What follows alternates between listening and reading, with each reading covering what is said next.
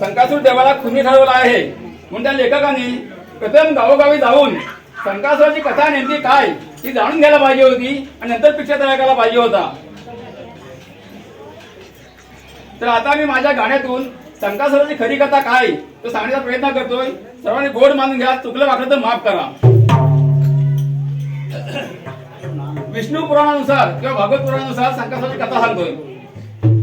विष्णू पुराणी मत्स्यरूपी नारायण, विष्णू पुराणी मत्स्यरूपी नारायण, विष्णू पुराणी मत्स्यरूपी नारायण, विष्णू पुराणी मत्स्यरूपी नारायण.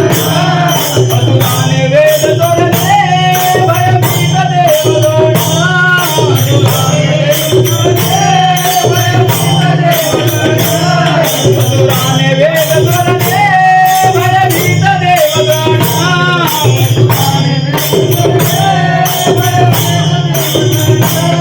भयभीत देवगण. सप्तसागरी गुंडका, सप्तसागरी गुंडका, असु संगात भेटतो, असु संगात भेटतो गावदेवीच्या खेळांना.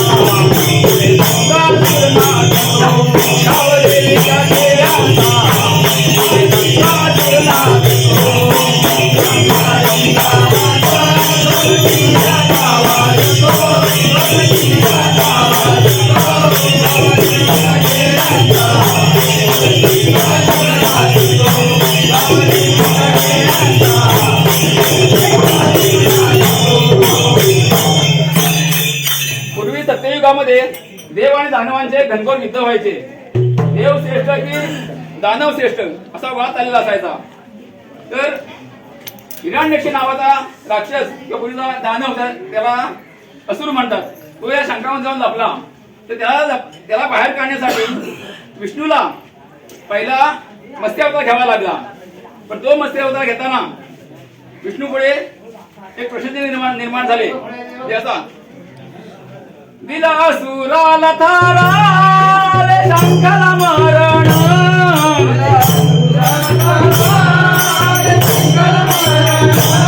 दिला असुराला थारा शंकरा मरण,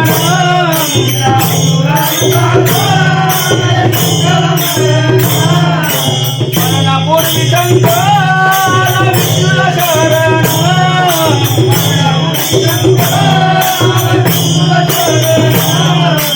विष्णूला शरण. सर्व देवगणांच्या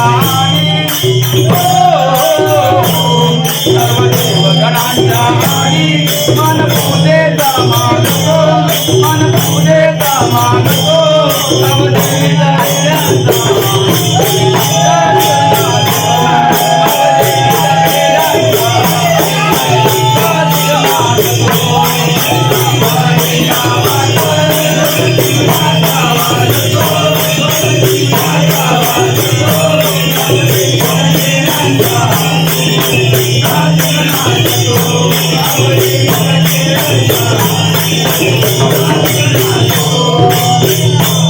शंकामध्ये लपलेल्या असुराला बाहेर काढण्यासाठी विष्णुदेवाने शंकाला फुंकर मारली. फुंकर मारल्याबरोबर तो असुर बाहेर पडला. त्याला विष्णूने ठार केलं. परंतु शंकामध्ये जो जीव असतो आतमध्ये, तो जीव पण त्यावर बाहेर पडला गेला.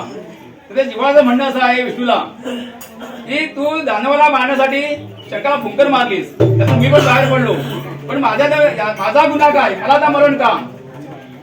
तर त्यावेळेस विष्णुदेवाने वरदान मागे, तुझी शेवटची इच्छा काय ती बोल.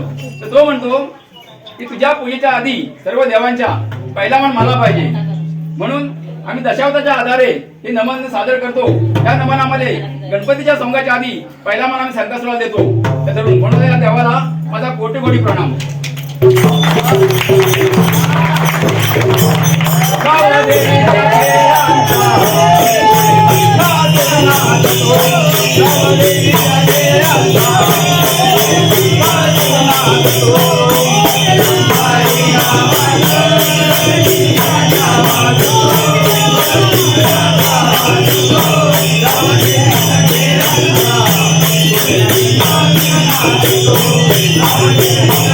Thank you.